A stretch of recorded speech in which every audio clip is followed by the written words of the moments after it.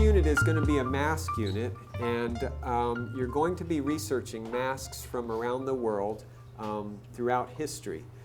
My biggest goal was to get them to step outside their own culture. I can't fly them around the world, but I can show them images from around the world and introduce cultures that they haven't been exposed to. So when I go soliciting examples and collecting all of my examples from the various cultures, that gets me going. That gets me started. It focuses my thinking, and it focuses my goals for the project and my goals for the students, what I think I want them to come away with. So I just want to start by showing you a few examples from some various cultures around the world.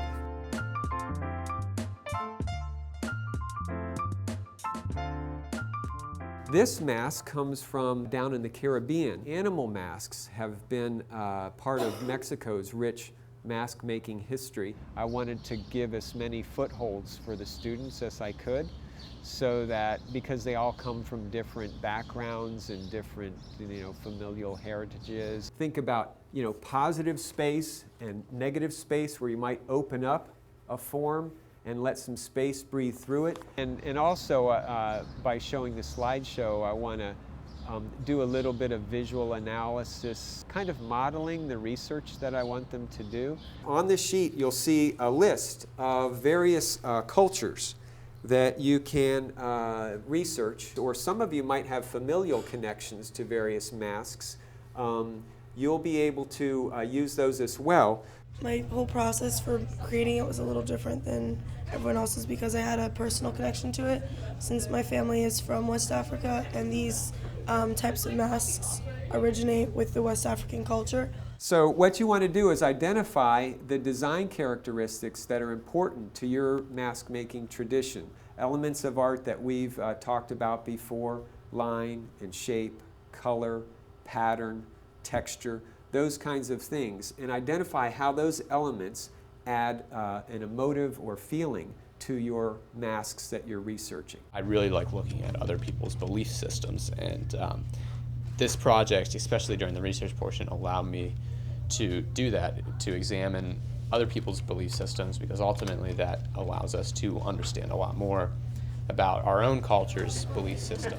So Matt, did your research from the British Columbia influence your sketching ideas? And many times in their mythology, animals or humans will transform back and forth into animal and human nature. So I kind of wanted to emphasize that with either a bird or a spider.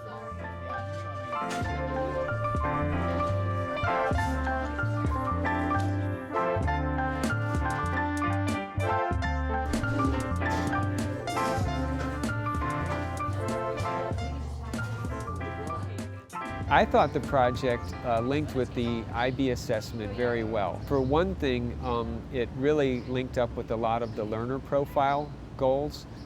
Risk-taking, for example. If something's not working, take it apart, put it, try something else. That's a risk, especially when you've invested so many hours in the project already.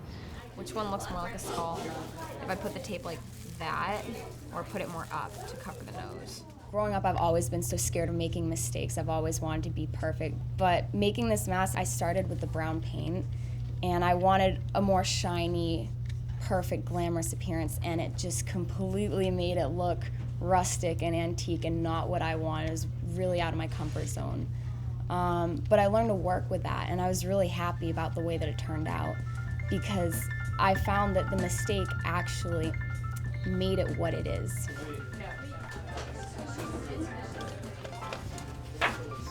And really, IB is all about the journey. And so I want to reinforce that, through the making, through the documenting of the process, through the reflection, and through the creative play that they engage in.